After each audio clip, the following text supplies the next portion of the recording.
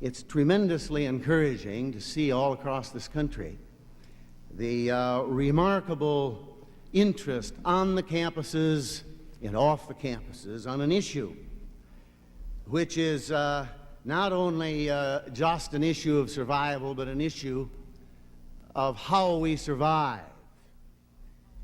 I don't think there's any other issue viewed in its broadest sense which is as critical to mankind as the issue of the quality of the environment in which we live. You hear the word ecology. That's a big science, not a narrow one. It's a big concept, and it is concerned with all the ramifications of all the relationships of all living creatures to each other and their environment. It is concerned with the total ecosystem, not just how we dispose of tin cans, bottles, and our garbage. It is concerned with the habitat of marine creatures, animals, birds, and man, and our goal is not just an environment of clean air and water and scenic beauty while forgetting about the worst environments in America, in the ghettos, in the Appalachians, and elsewhere. Our goal is an environment of decency, quality, and mutual respect for all human beings and all other living creatures. An environment without ugliness, without ghettos, without poverty, without discrimination, without hunger, and without war. Our goal is a decent environment in its broadest and deepest sense. And winning the environmental war is a whole lot tougher challenge by far than any other challenge ever to confront mankind. We could terminate our involvement in Laos in 30 days, and it's my belief we should, and we could terminate our involvement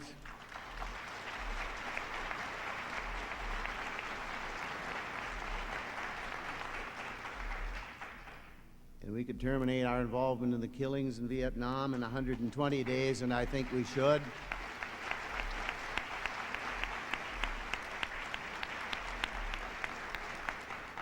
But wish for it, work for it, fight for it, commit unlimited resources to it nevertheless. The battle to restore a proper relationship between man and his environment, between man and other living creatures, will require a long, sustained political, moral, ethical, and financial commitment far beyond any commitment ever made by any society in the history of man. Are we able? Yes. Are we willing? That's the unanswered question.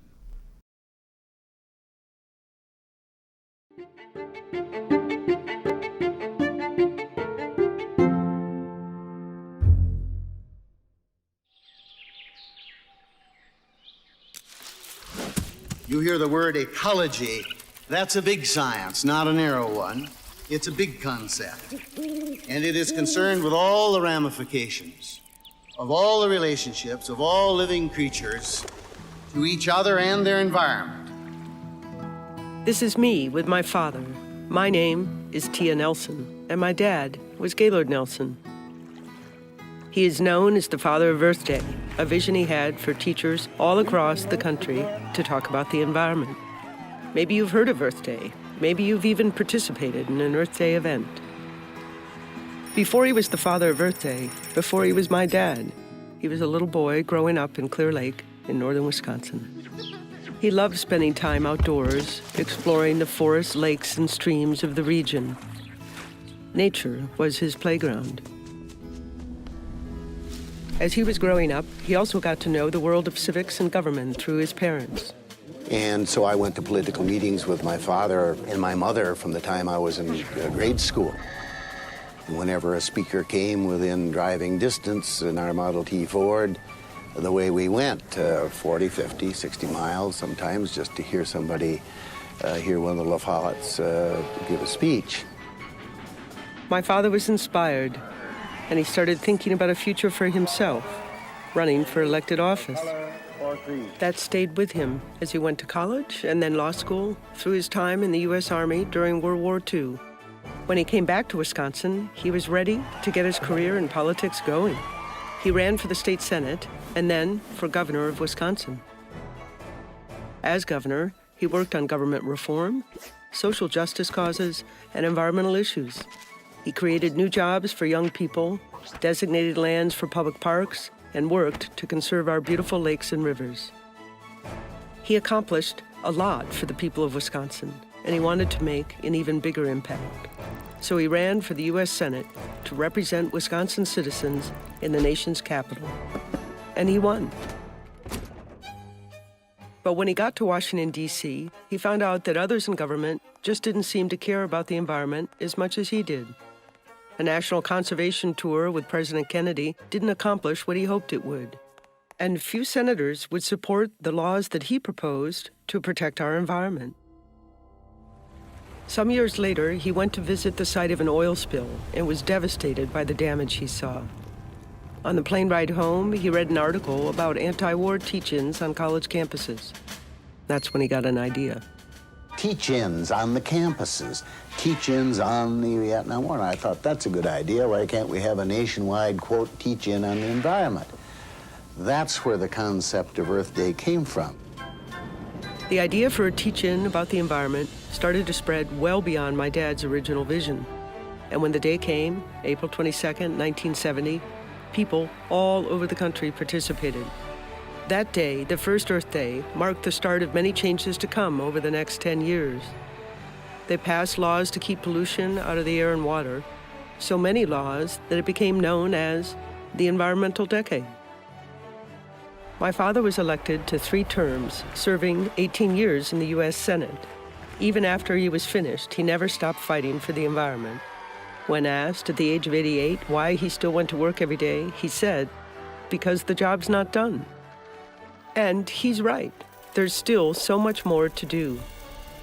I don't think there's any other issue viewed in its broadest sense, which is as critical to mankind as the issue of the quality of the environment in which we live. Earth Day lives on, as does the need to protect and care for the place we call home. Each of us has the power to help make the world a better place. It's up to you and me to do our part.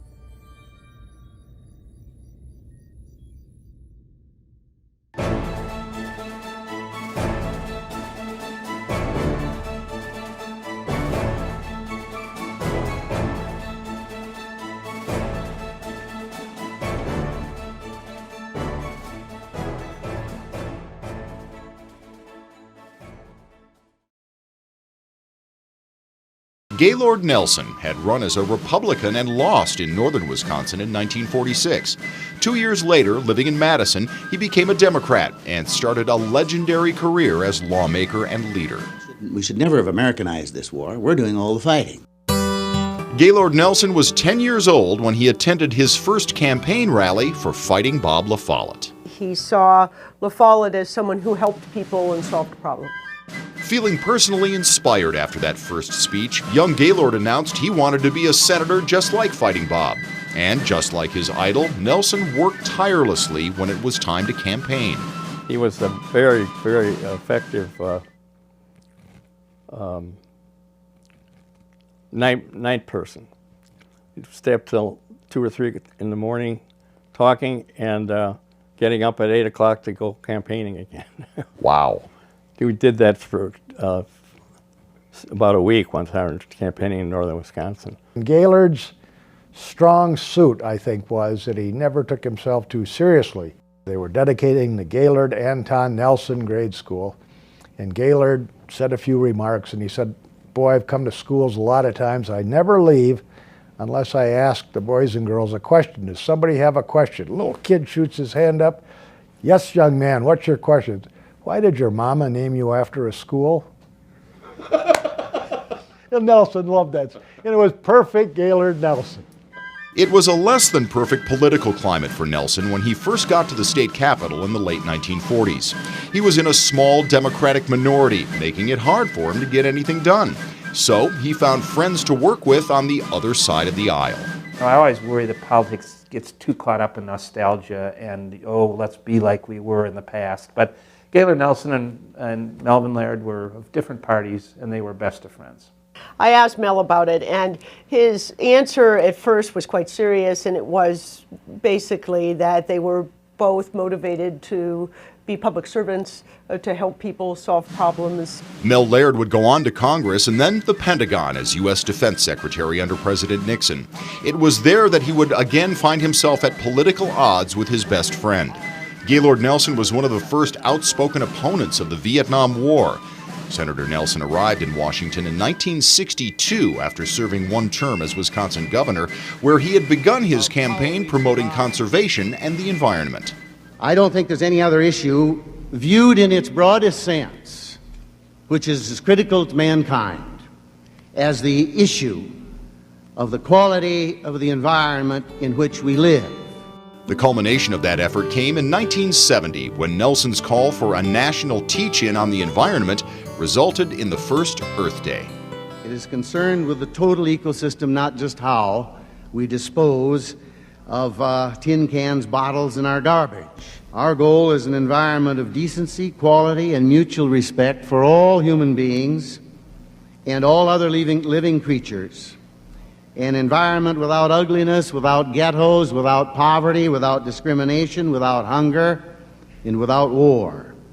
Our goal is a decent environment in its broadest and deepest sense. More environmental laws were passed between the first Earth Day in 1970 and a decade later than at any other time in American history. I think he would probably tell you that his proudest legacy would be that today there are multiple generations of children with an environmental ethic.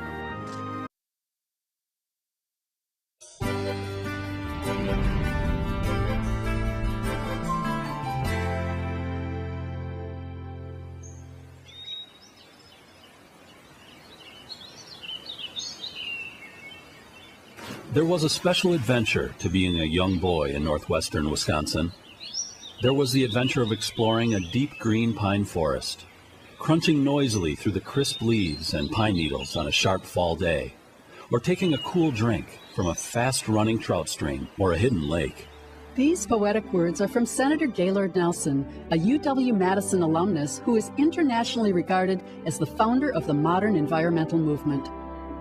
Senator Nelson was born in Clear Lake, Wisconsin in 1916, which would later prove prophetic for the man who would become the nation's foremost steward of our natural resources. He learned politics at the family dinner table, where talk often turned to Robert La Follette Jr. and his Progressive Party.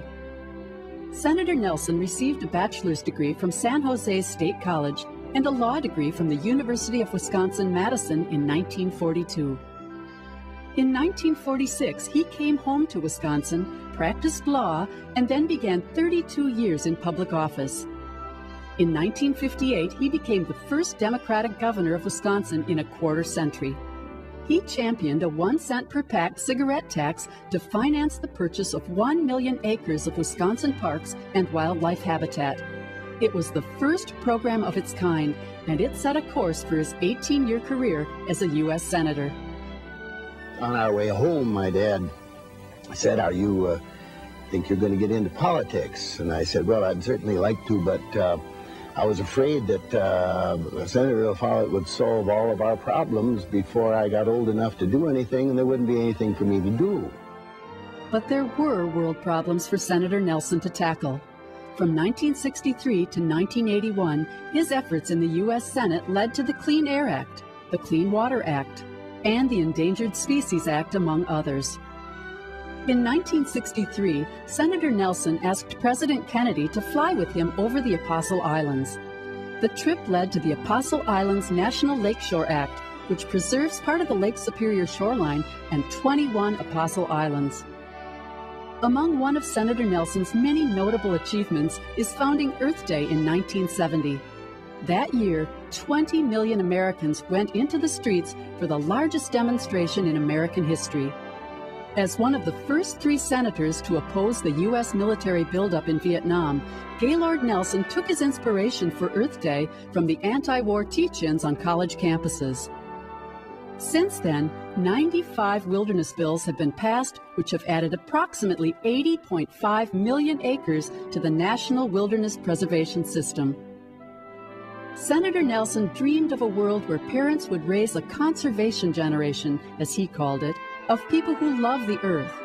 His dream has become reality. For Earth Day, I'm going to plant a garden. Even if it's a small bit of life, it will make a difference. I care so much about our Earth. It's the only place we have to live. Thank you. Dear Senator Nelson, I would like it very much if the land would be clean for once. It would look a lot better and make our states look like we know what we're doing. In 1995, Gaylord Nelson was awarded the Presidential Medal of Freedom at the White House, the highest honor given to civilians in the United States. Said President Clinton, 25 years ago this year, Americans came together for the very first Earth Day. They came together because of one American, Gaylord Nelson. As the father of Earth Day, he inspired us to remember that the stewardship of our natural resources is the stewardship of the American dream. Since leaving the Senate in 1981, Gaylord Nelson has been a counselor to the Wilderness Society. His dedication to the environment has not gone unnoticed in his home state. In 2002, the Institute for Environmental Studies at UW-Madison was renamed in his honor. Consistently rated among the nation's best, the Gaylord Nelson Institute for Environmental Studies is widely known for its environmental scholarship and achievements. Well, I'm not a poet. Poet might do it better than I. Pictures tell the whole story much better than any number of words that I could put together. Not a poet? Senator Nelson, we respectfully disagree. We see you around us every day, and this is your poetry.